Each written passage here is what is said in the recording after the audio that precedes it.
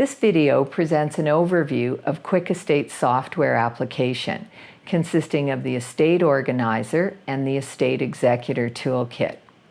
We're going to start by looking at the features of the Estate Organizer, and then we'll look at what changes if a person passes away and the Estate Executor Toolkit is put into use. First of all, this is a multi-client application, so advisors can put any number of client estate files on the system. We provide an overview to outline the importance of being organized and the kind of information that we collect under contacts, documents, inventory, and a reminder for clients to keep the information up to date. The first place where data can be input is under testator details. This is where personal details on the client are gathered for eventual use by the executor. This includes date of birth, place of birth, citizenship, marital status, and whether or not the client is paying spousal or child support. All of these details will be required eventually by the executor when it comes to settling the estate. Each one of the QuickEstate features prints into a nice, neat summary report that is included in the My Estate binder. Let's look at the contact management system. This is where advisors and clients can gather details on any number of contacts of the clients that may need to be called if something happens. Emergency contacts, agents under a power of attorney, their executors, beneficiaries, trustees if they've set up a trust, and any number of professional advisors, including accountants, money managers, life insurance advisors, lawyers, etc. The other contact section is where they can collect information on other service providers who may need to be called if something happens. These would include cleaning people, lawn and garden people, the alarm company, a neighbor, a physician, etc. The client can provide information on any number of these people as they wish. The document locator is where the client and advisor list all of the client's legal documents.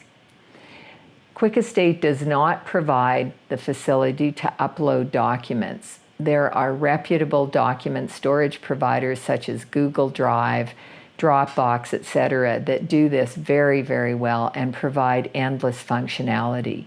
Our purpose here is to simply list all of the client's relevant legal documents and where the originals can be found, because the originals are what the executor must deal with eventually. The most powerful feature of the software is the estate inventory system. Every client is different in terms of what they own, what they owe, and their sources of income. QuickEstate is extremely comprehensive in this regard, providing fields for 30 different types of assets, including financial assets, real estate, benefit plans, and personal use assets, all of which have to be dealt with by the executor. Each asset has specific fields that are relevant to that asset.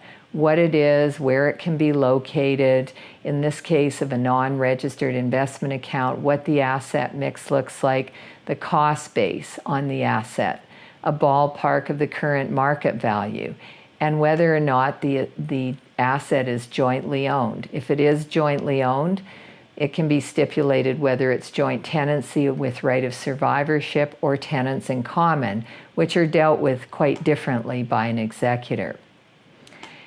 As mentioned, every asset has specific fields that are relevant to the asset. Here are the fields for life insurance policies. Who's the carrier? What's the name of the owner? Who's the insured? Where's the policy? Are there any loans against the policy? What's the death benefit? What's the cash value? All of this information is not only useful as a client does their estate planning and builds an estate, but every field is relevant to the needs of an executor. Let's take a look at the debts. QuickEstate covers 12 different types of debts, and it's the same kind of functionality as we have for assets. So each debt has fields that are specific to it. Here's a mortgage. Who's the lender? Where's the property? It's optional to put in the outstanding balance on the mortgage and whether or not it's insured. If it's not insured, it may be an opportunity for the advisor to provide service. And is there a joint borrower, such as a spouse, on this debt? All of the assets print into a nice, neat summary report that can be used to guide client meetings on planning, financial projections, and other useful facilities for the advisor. The advisor gets a complete picture of all of the client's assets and debts and is able to provide much better tailor-made financial advice as the client builds their estate. So that's the end of the guided tour on the estate organizer. Let's now take a look at the Estate Executor Toolkit. What happens if this person passes away? How does the functionality change? The Estate Executor Toolkit contains a much more extensive overview for use by the executor, detailing all aspects of the steps that it takes to settle an estate in a simple diagrammatical format, creating an inventory, what does getting probate involve, and managing the estate assets. Every one of these steps has detailed information that helps the executor hit the ground running. Testator details don't change. Any of the information that was collected in the organizer comes over automatically to the executor, and there are new fields at the top: date, age, and place of death. Contacts don't change. Documents don't change. So the executor has all of this information at their fingertips immediately. Likewise, all of the assets and debts in estate inventory also come over, but there's much more additional functionality here. On the right-hand side, there's Get Informed content telling the executor exactly what they need to know about this particular kind of asset, a to-do list to guide their activities for this particular asset, forms and letters so that if they have to write to a company or a service provider, we provide a template that they can modify, and it's got all the information in it that service providers and financial institutions typically ask for. This makes the administrative aspects of settling an estate much faster and easier for the executor. We also have an asset and debt activity log where the executor can record exactly what happened to the funds in this particular account. And once again, each asset has tailor-made executor functionality. So let's take a look at the principal residence. This is a big one for executors to deal with. There's a long to-do list to make sure the house is secure and properly looked after until it can be sold. Numerous forms and letters to deal with various aspects of dealing with the house. This is a letter to a property insurance company with many different options that the executor can use. Perhaps they're asking to discontinue the policy or change the name of the policy to the name of the estate or a surviving spouse. Perhaps they need a vacancy permit if the house is going to be vacant for a while.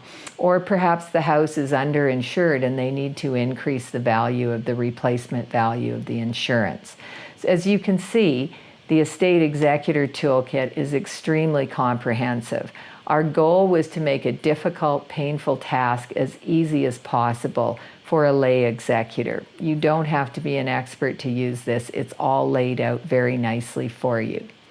We should also point out that the Estate Executor Toolkit can be used from scratch.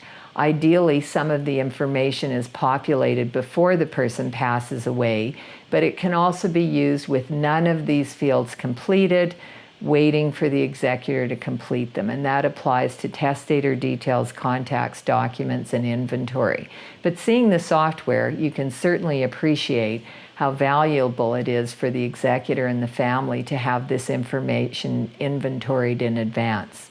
QuickEstate is an extremely useful tool in the financial and estate planning process and is a game changer for client, families, and executors if tragedy suddenly strikes. Contact your advisor for more information today about incorporating QuickEstate in your wealth management process.